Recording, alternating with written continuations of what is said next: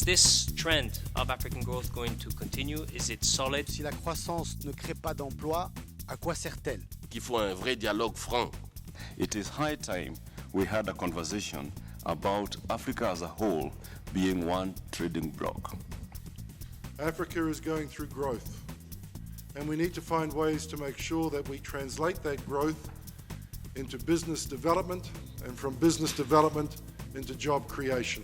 The necessity of looking at the informal economy as an integral part of the sectoral strategies, not as a side issue that has to be dealt with social policy. So over the last decade, Africa is second place in the Regional Growth League, and there does seem to be reason to believe that this growth can be sustained and indeed can be improved upon it.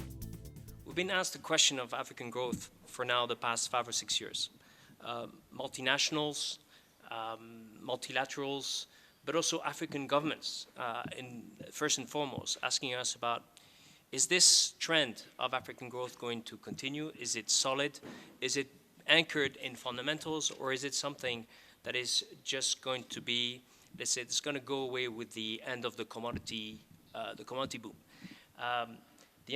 The answer that we had to this is the fundamentals behind this are much more solid, but the way it's going to play out on the continent is actually going to be very, very different. I think it has deep implications in terms of the sort of policies you may be looking at, the sort of sector choices that different countries will have to make.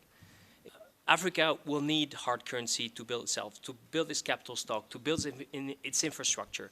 For us, in our analysis, this is, over the next 15 years, going to be the hard constraint on growth. And whatever we do in terms of policies, if we don't sort out the FDI issue, if we don't sort out the trade imbalance issue, the structural trade imbalance issue, the export potential, we're simply not going to have anything sustainable anytime soon. If we don't also take into account that the global competitive chessboard is just not what it was 20 years ago in Asia when the same sort of policies were taken. This is a much rougher game out there, much, much rougher. And that means that strategic choices about sectors will have to be much more informed than what we may have seen elsewhere.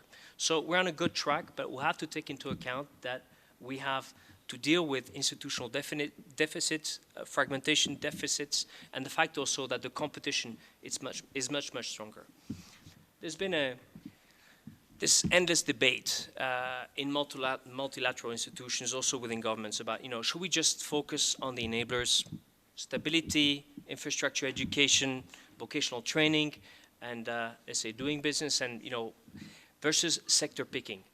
I think we all come to the conclusion that smart sector picking, if done well, if it's done not in an exclusive and dogmatic manner, can actually bring a whole lot. So you can solve the very specific equation, that you bring the political energy against it, that you actually can measure yourself against very hard results, very clear KPIs.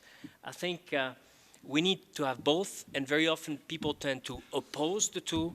We would make the clear point that you don't need to oppose them, that one reinforces the other. Agriculture is absolutely fundamental as a growth engine, as a revenue-enhancing engine in rural areas. Obviously, retail distribution will play an absolutely structural role, and those are often agriculture was long neglected, but even retail today is still neglected. The sort of impact you can have in those sectors is absolutely fundamental. And I think if we want to have impact in 10 years, this is the game. We need to act very, very fast and very decisively over the next few years to really be in a position to capture both the opportunities, but also manage those massive expectations from notably the youth and the urban youth in particular.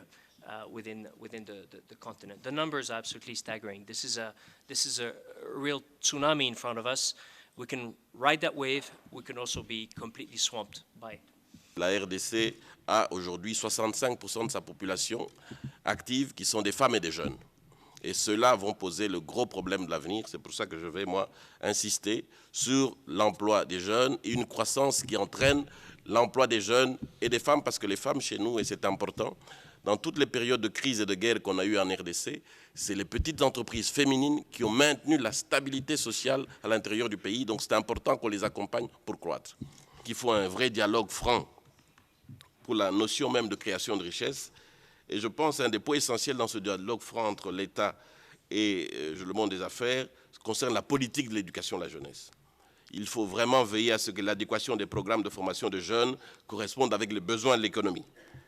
Il faut que les systèmes d'orientation et de formation scolaire facilitent l'entrée des jeunes sur le marché du travail. Et puis, il faut favoriser réellement une orientation à l'entrepreneuriat. With this young, emerging, and educated population, there is no reason why Africa cannot be the source of the next Google or even Facebook, two institutions whose capitalization is bigger than the GDP of many African countries. The next big thing in the world, in my view, will not be driven by the availability of capital, which oftentimes is cited as a reason why Africa sometimes lags behind. But I think the next big thing will be driven by our ability to use our brains, the intellect, and create many Facebooks and many Googles. And Africa in this regard is at absolutely no disadvantage at all.